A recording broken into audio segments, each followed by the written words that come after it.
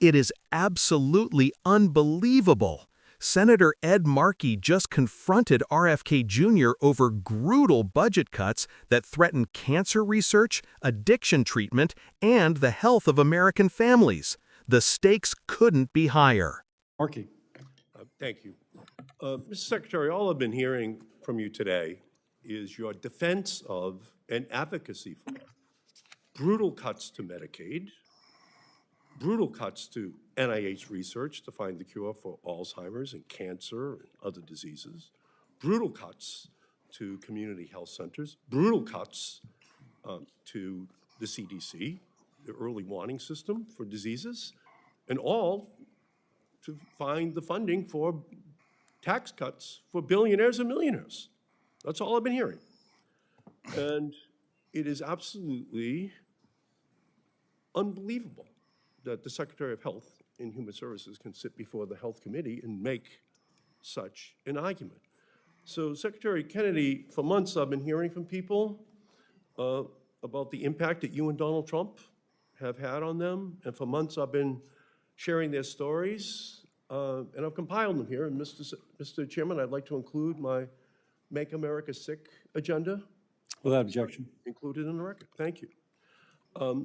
This is a set of stories that are being told to me that I would like to relate to you. Jennifer, who's from Massachusetts, is a stage 4 cancer patient. There is no cure for her diagnosis. Her life depends on federal investment in research and for clinical trials to continue uninterrupted to find a cure for Jennifer with NIH funding. She's right to be worried. I heard from Henry in Rhode Island, who wants a continued funding for cancer research where he works. He's worried about getting fired because the lab's NIH grants under new leadership were cut. He wants to work on cancer research to find the cure for Jennifer. You've already terminated $1.8 billion in NIH funding, which for Jennifer should really stand for National Institutes of Hope. She's losing hope. You're defending a 40% cut, Mr. Secretary, in research for Alzheimer's, for cancer, for stroke, for diabetes, for mental health. They're being slowed, they're being slashed. And I understand streamlining, but this is not streamlining. It is a bludgeoning of our health future and a giveaway of our global scientific leadership, and it will be people like Jennifer who will pay the price. Lou from Massachusetts, he wrote to me about his son who died of an overdose. He said his son Zach was, quote, a loving and loved family member who had the illness of addiction. He wants research to cure this disease, funding for treatment without stigma, support for health workers serving people with addiction to prevent any other family member from suffering from the same fate. Can you honestly tell us that, or tell him actually, that you can cut $1 billion from the Substance Abuse and Mental Health Administration, including funding for programs to teach first responders how to use naloxone, to help to guarantee that other parents not lose their children? Can you honestly tell me that the cuts you have already made to addiction treatment across the country will make anyone healthier? How can you justify a $1 billion cut to substance abuse and mental health, Mr. Secretary? Senator Markey, you weren't here when I was talking earlier, but one of the things that I've talked about is that the budget for my agency increased by 38% over the Biden administration, and Americans got sicker, and more Americans overdosed, and more Americans died from cancer, and we have now an epidemic of colorectal cancers in our children, and the chronic disease rate has now gone up to 60%. The autism rate has dropped to 1 in 31 children, and all that money that was supposed to cure those diseases or avert them, none of it worked. All we need is leadership and a new vision, and I'm bringing that to my agency. And I'm realigning my agency. President Trump is negotiating with the Chinese about keeping fentanyl out of our country. Well, that's a good thing, isn't it?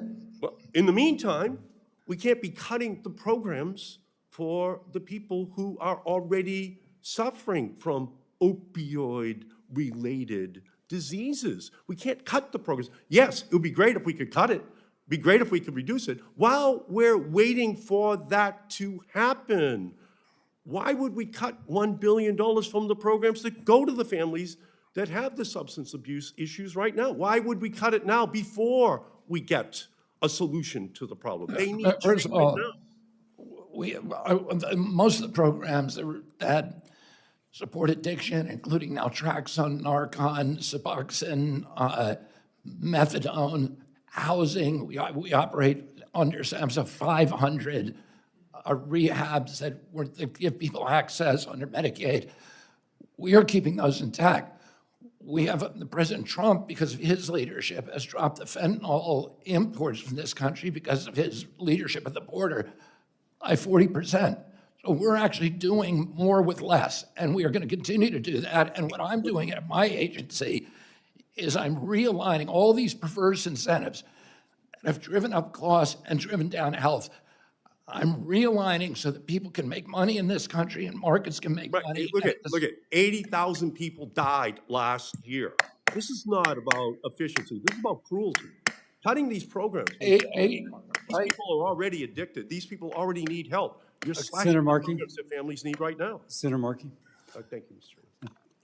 Senator Ed Markey didn't hold back during this hearing, and for good reason. He confronted RFK Jr. with a hard truth. The budget cuts being proposed and defended by his department aren't just numbers on a page.